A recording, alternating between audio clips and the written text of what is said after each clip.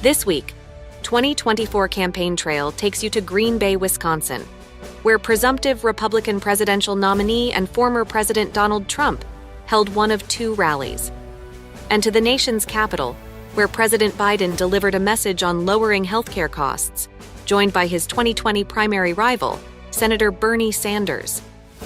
Also, some of the interviews with other candidates running in this year's presidential race from our Washington Journal morning program, and a look at the large field of candidates seeking U.S. House seats in Colorado. But first, a look at the primary wins from this past Tuesday's contests. First, in New York, President Biden took 91.5%, easily beating author Marianne Williamson and retiring Congressman Dean Phillips of Minnesota. On the GOP ticket, former President Trump took more than 82% of the vote, but nearly 13% still cast their ballot for Nikki Haley, who dropped out of the race last month.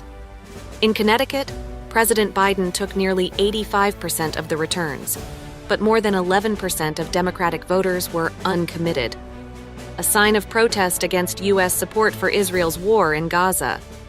Just 4% of Connecticut Republicans were uncommitted, and 14% chose Nikki Haley over the winner, former President Trump. In Rhode Island, much of the same, just under 15% uncommitted for Democrats, with President Biden easily winning with more than 82% of the vote. And for Republicans in the Ocean State, nearly 85% in favor of the 45th president, but just over 10% still voting for Nikki Haley. And in Wisconsin, just more than 8% of Democrats chose uninstructed versus the 88+% who chose President Biden. Just under 80% of Republicans in Wisconsin chose former President Trump. The rest split their votes between candidates who dropped out or uninstructed. Their wins this week bring President Biden's delegate count to 3,036 and former President Trump's to 1,861. Next, part of former President Trump's rally in Green Bay, Wisconsin from this past Tuesday, before primary polls closed there. It was one of two stops he made that day, the earlier being in another Midwest swing state, Michigan. Think of it, the legions and legions of Biden migrants pouring into it's really becoming a third world country. We are actually becoming, if you think about it, a third world country. And it's no wonder Joe Biden and his thugs are so desperate to stop us. They know that we are the only ones who can stop them. That's why they're weaponizing law enforcement, high-level election interference against Biden's top political opponent. Who does that happen to be? Me, here I am. I got indicted more than Alphonse Capone. Al Capone. Scarface. You know how bad he was? You know, I know some of the guys in the front row. They're tough guys. If you ever looked at Alphonse Capone, you wouldn't be tough at all. You'd be dead by the morning, most likely. I got indicted more than Alphonse. Alphonse was a tough man. They did a movie called Scarface. Check it out. Even if it was half true, you don't want to deal with him. But the fact is, the people understand it. They get it. It's election interference at the highest level. Never happened in our country before. How about Fani? F-A-N-I, Fannie. It's Fannie. I call her Fannie Wade. No, what kind of stuff is this? And this was done in conjunction with the White House. The DA in Manhattan was done in conjunction with the White House. They actually took people and put them into the DA's office. The Attorney General, yesterday to be more accurate, I put in a bond, $175 million. I put up a bond, but on something where I was not guilty of anything. I did a great job. The bank said he's one of our cherished customers. I borrowed money at their request, because that's what they do. They lend money. I borrowed money. I paid it back. I actually paid it back early. They want to charge me $450 million fine. This was a corrupt judge in New York, out of control. The fine was lowered substantially. But think of it. I have to put up, you see, this is all election interference, because that's money I could have used on the election. This is all election. Put up $175 million. Nobody ever heard of a $175 million bond. Honestly, I'm very proud of the fact I don't think there's been $175 million. A bond is for $500,000, $1 million, or much less than that. A bond isn't for this. And this is what they used a statute to go after me that was never used before. It's a consumer fraud statute, has never been used for this before. These are corrupt people. There was no problem. There was no anything. This was like a perfect transaction. Charged me $450 million fine. These are sick people, and we have to go on, and we have to win, and we have to hope the appeals courts are honest, because if they're not honest, this country, I'll tell you, where are we going? This has been such a blight on New York. President Biden, meanwhile, turned from Tuesday's primary to a healthcare message on Wednesday. He was joined then by Senator Bernie Sanders of Vermont, his one-time rival in the 2020 race for the Democratic presidential nomination. CNN reported the pair joined together for a healthcare-focused campaign message, since the independent senator is seen by progressive voters to be particularly strong on the issue. Our nation is politically divided. Nobody doubts that. But there is one issue that the American people, whether they are Republicans, Democrats, or independents, whether they're conservative or progressive, are united on. And that is that we are sick and tired of paying by far the highest prices in the world for prescription drugs. Despite all of that, the Biden administration and Democrats in Congress are beginning to make some progress. What have we accomplished over the last several years? As a result of the Inflation Reduction Act that not one single Republican voted for, seniors with diabetes are paying no more than $35 a month for the insulin that they need. Beginning next year, and this is a very big deal, seniors will be paying no more than $2,000 a year out of pocket for prescription drugs. But, let us be clear, despite all that we have accomplished up to now, it is not enough. Much, much more needs to be done. In his State of the Union address, President Biden called on Congress to pass legislation to cap out-of-pocket prescription drug costs for all Americans at no more than $2,000 a year, and to substantially increase the number of drugs that can be negotiated with the pharmaceutical industry. I strongly agree with him. Working together, we can take on the greed of the pharmaceutical industry and substantially lower the cost of prescription drugs in America. And when we do that, we will be lowering the cost of health care in our country.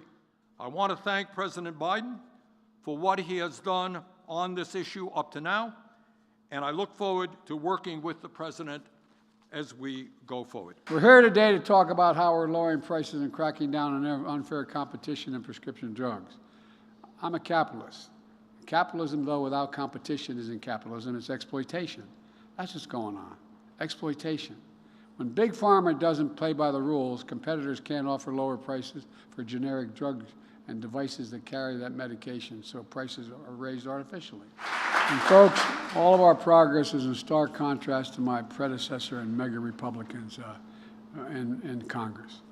They want to, quote, I love their word they love, they want to terminate the Affordable Care Act. I love it, terminate. As my predecessor says, kicking millions of Americans off their health insurance. And by the way, the vast majority of these people would not be able to get insurance because they have a pre-existing condition. They also want to eliminate the Inflation Reduction Act, eliminate the savings to lower prescription drug prices, and so much more. During the last administration, my predecessor exploded the national debt more than any previous president in the history in a four-year term. More than any previous. He talks about the debt. He exploded it more than any other president in a four-year term. With his $2 trillion tax cut that overwhelmingly benefited the very wealthy and the biggest corporations in America. Now he and his Republicans in Congress want to cut Social Security, raise the age, and cut Medicare, while they cut taxes for the very wealthy again. You know, I got a better idea. I'm going to protect Social Security and Medicare along with Bernie and other members of Congress to make sure the wealthy begin to pay their fair share to keep these programs solvent. It's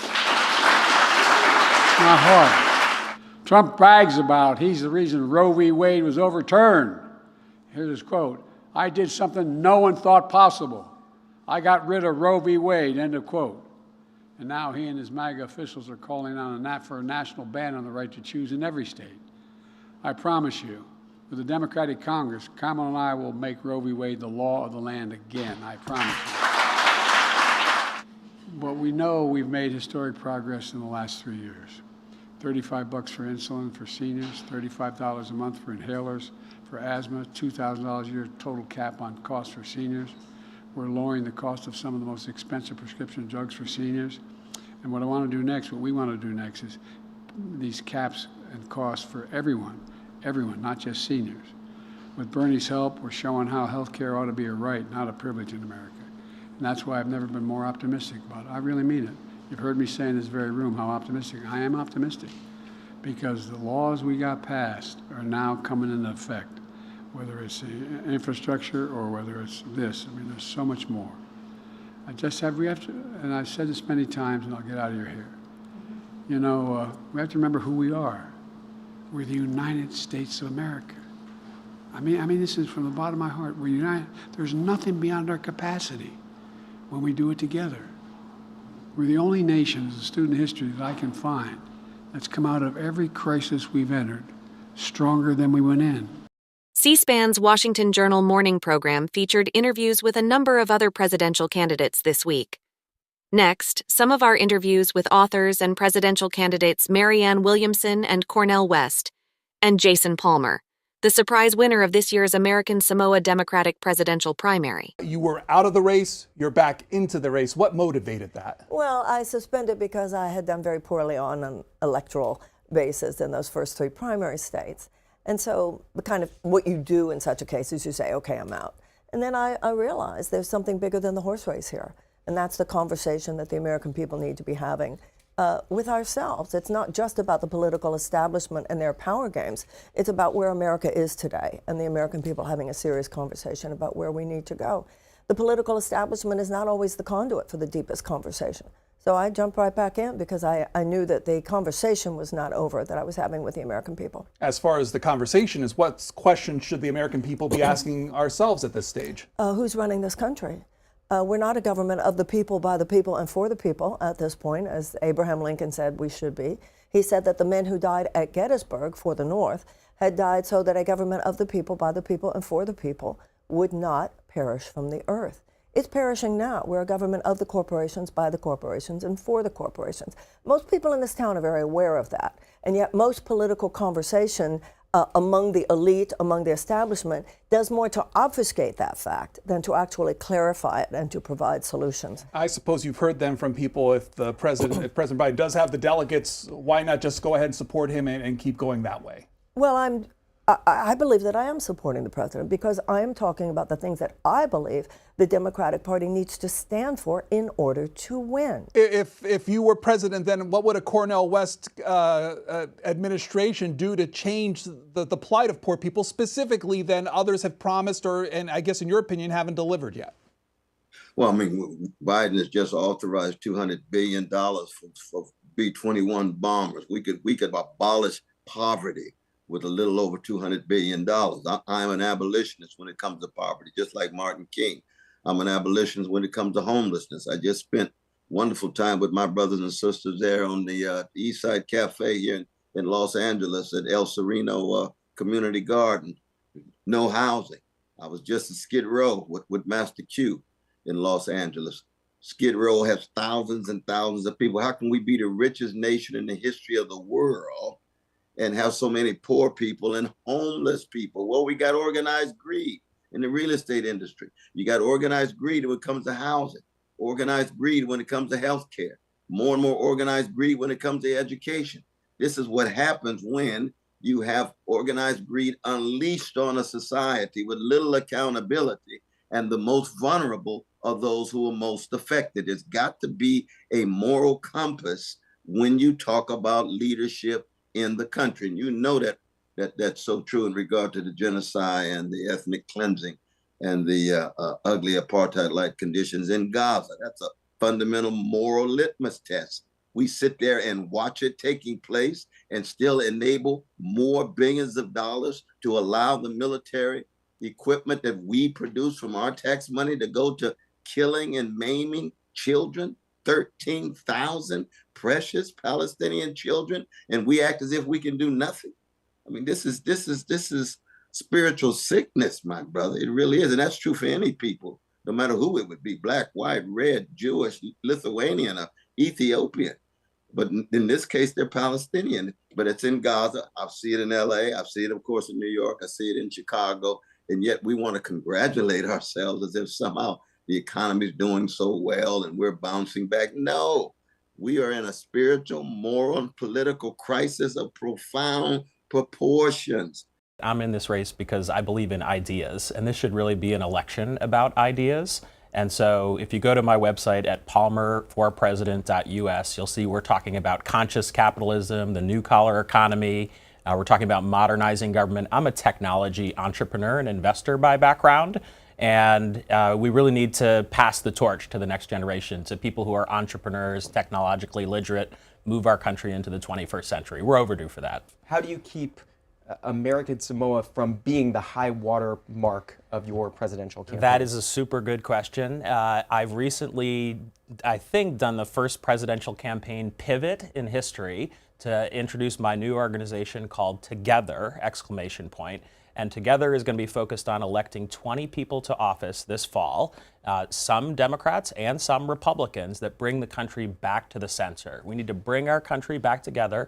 That's been a big part of my message all along, probably the part that's most resonating with people in American Samoa and elsewhere. You live in Baltimore, Maryland? I do live in Baltimore, Maryland, yeah. Why not run for Congress in Baltimore, Maryland? Why set your sights on President of the United States? That's a good question. I actually have a favorite candidate. My own state has a Senate race going on, and also recently my congressman decided to resign, and there's a new Congress race going on there.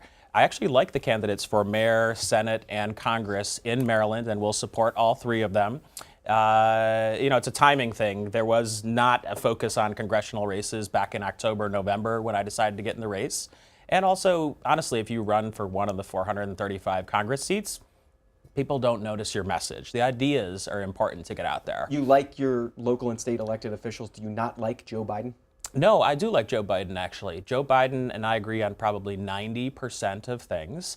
But there are a couple key things where we differ. The federal government is running a massive deficit for many years, Trump and Biden administrations, and we need to get the federal deficit into balance, which I have a plan to do over 5 years. I'm a Quaker by background, and I've been speaking out on Gaza since October, November last year, that we need to have a ceasefire there. We need to work towards a two-state solution. The Netanyahu government has been a terrible partner for the United States, not just this year, but for many years. And the Gaza policy has been changing. I've noticed the Biden administration changing it. What's the path forward here? What happens in your mind at the Democratic National Convention this summer? Yeah, so we're still negotiating the details of that, but my goal is to give the people of American Samoa a voice on stage, to share a little bit more about their culture and the issues that they care about. There are many territories in the United States that don't get enough attention. Puerto Rico is probably the one that gets the most attention, but it's also been crapped on a lot. The people of Puerto Rico are overdue for statehood. People of Washington, D.C. are overdue for statehood. Northern Marianas, Guam, Virgin Islands. There are many parts of the United States that don't get enough airtime, and people don't know that we have these colonies that are now territories all over the world. How many times have you been to American Samoa? I have never been to American Samoa. I think that was probably the biggest surprise for people. Also from this week's Washington Journal, some of our conversation with Lee Drutman of the New America Foundation. He talked about the impact of independent presidential candidate Robert F. Kennedy Jr. on this year's race. Well, it's going to be a very close election between Trump and Biden. And Kennedy seems to be pretty consistently polling around 10 to 12%.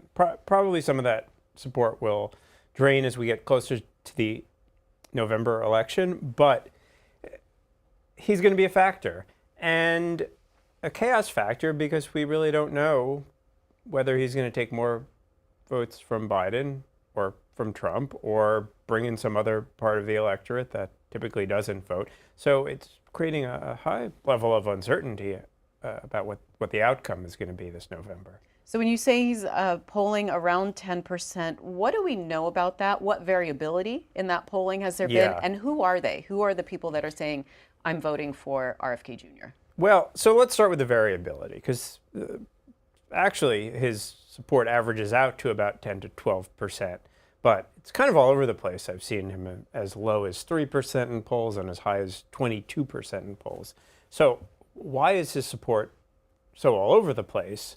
And I think a lot of it has to do with the fact that pollsters are not sure how to capture his supporters and how to weight his supporters, because what connects many of his supporters, people who say they would vote for him in polls, is that they're kind of anti-system voters. He's going to be the sledgehammer.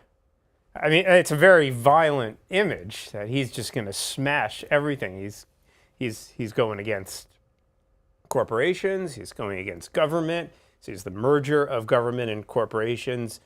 The entire system is rotten. The entire system is corrupt. We have to take a sledgehammer to it. That is a very violent, aggressive approach to governing. And yet, when you look at trust in our institutions, across institutions, when you look at how people feel about Washington, there is a level of resonance for a message like that. One last note on this year's presidential race. The self-described nonpartisan political group No Labels announced Thursday it would no longer seek to run a presidential ticket in this year's election. In a statement, the group said, quote, "We would only offer our ballot line to a ticket if we could identify candidates with a credible path to winning the White House. No such candidates emerged, so the responsible course of action is for us to stand down." A look now at some political fundraising highlights from this past week. In Ohio's U.S. Senate race, incumbent Democratic Senator Sherrod Brown raised more than $12 million in the first quarter of this year, the Hill newspaper reported. That puts the three-term senator at $13.5 million in the bank, far eclipsing his Republican challenger Bernie Moreno, who had just $2.39 million on hand at the end of last month. And in New York, Republican Representative Elise Stefanik pulled in $7 million this past quarter after focusing on anti-Semitism in a number of high-profile hearings. That was compared to $5 million the previous quarter. Caitlin Kim is a Washington, D.C. reporter for Colorado Public Radio, and recently put out this piece. A lot of people are running for Congress right now. Not all of them will make it to Colorado's primary ballot. What are the paths to becoming a member of Congress in Colorado? Well, there are two pretty straightforward paths. One is petitioning on the ballot. You collect signatures for Congress this year. It's 1,500 valid signatures that have to get approved by the Secretary of State's office.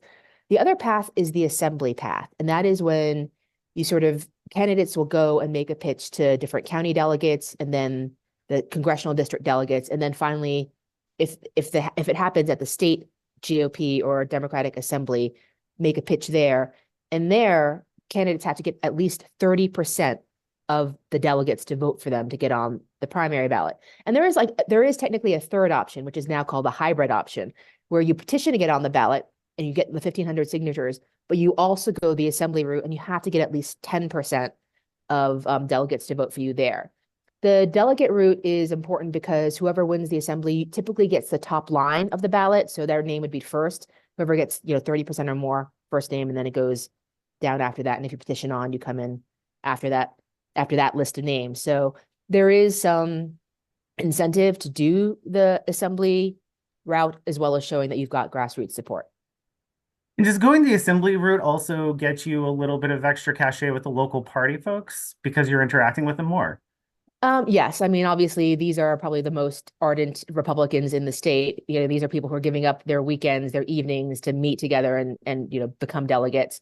But these are also probably the more really Republican voters in the state as well. There have been questions in the past about whether or not the candidate that gets through the assembly is actually a candidate that can appeal to a wider audience in the general election, which I think is something that a lot of states, not just Colorado, have to deal with when it comes to Republican and Democratic primaries. And so these kind of dual pathways have resulted in a lot of candidates in some of these districts. Your piece mentioned Colorado districts 3, 4, and 5. How many candidates are we looking at here? I mean, in total, Yeah. with all those races, I mean, at one point they all topped like 20.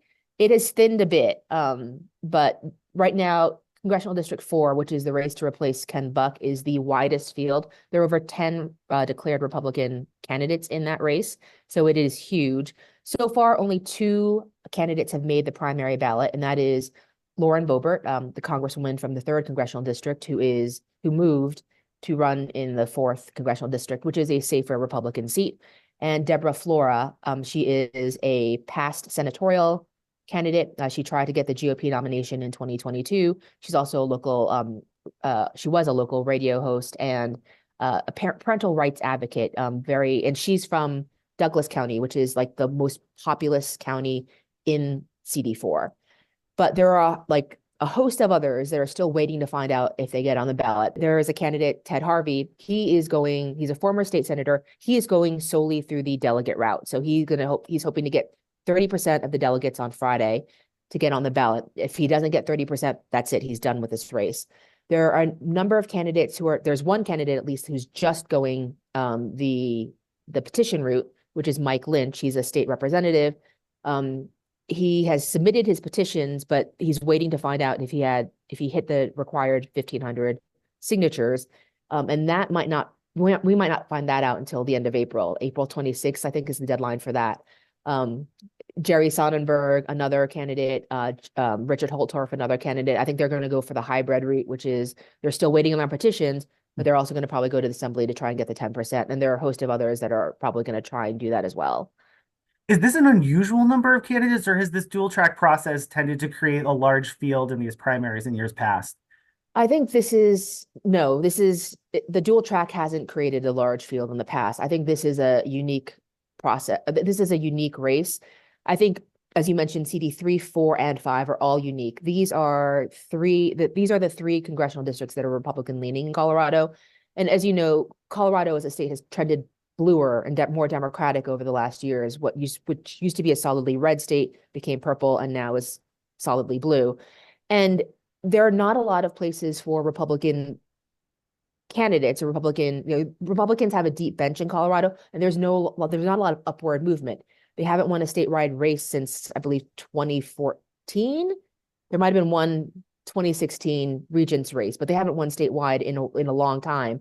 So these races are opportunities for lawmakers, for people who want to like move up in the Republican ranks and get somewhere like Congress. This is like a rare opportunity for them. Doug Lamborn, who's the incumbent for the 5th Congressional District, has been in that seat since he won it in 2006. Ken Buck won it in 2014. I mean, these seats have been held by these gentlemen for a really long time. I think Lauren Boebert is the only one that's sort of the outlier. She won her seat in 2020. She had a really close race in 2022, won that seat by 546 in a race that no one was expecting to be close at all. And she surprised a lot of people when she decided to not run for re-election in her current seat, but rather move across the state to run in Buck's seat. And like I said, the most Republican-leaning seat of the state. And these 3 districts, 3, 4, and 5, are really islands of red in a blue state at this point. What motivates voters there? What are the issues they're looking at? I mean, I will say they're different depending on which region you're in. You call it an island, but like 3 and 4 are the largest geographical districts in the state. 3 makes up the entire western slope in southern Colorado, and then and 4 is the eastern plains in southern Colorado. Geographically, they're huge. You can spend hours driving from point to point.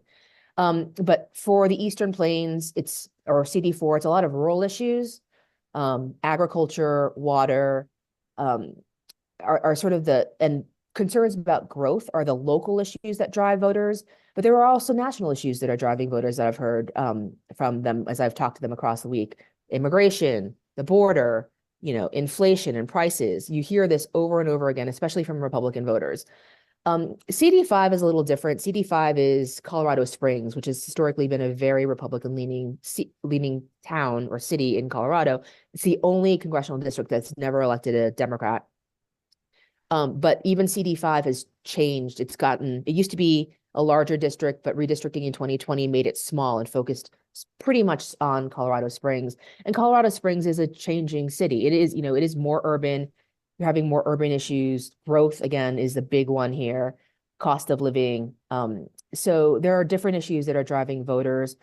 I will say Colorado Springs, I think, is going to be an interesting race to watch because last year, Colorado Springs elected an unaffiliated mayor for the first time. And that, for Republicans, should be a little warning sign that maybe a far-right candidate is not going to do as well as they typically would have done.